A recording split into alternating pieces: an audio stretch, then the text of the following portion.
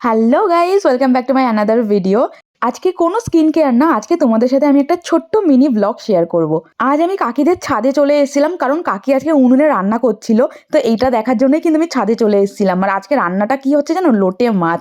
আমার কিন্তু ভীষণ ফেভারিট লোটে মাছ।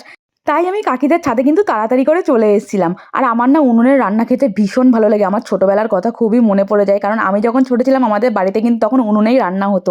তখন না আমাদের বাড়িতে গ্যাস সিলিন্ডার ছিল না, আমাদের বাড়িতে গ্যাস কিন্তু অনেক পরে এসে, আমরা ছোটবেলা থেকে কিন্তু উনুনেই রান্না করে খেতাম।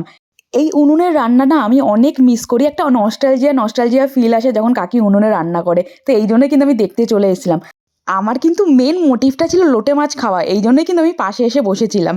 তো যাই হোক, এখানে কিন্তু আমাদের রান্না অলমোস্ট কমপ্লিট হয়ে গেছে। আর এখানে পুচকেটাকে দেখো, আমি এসেছি ওই জন্য আমার পেছন পেছন দেখো চলে এসেছে আমার সাথে।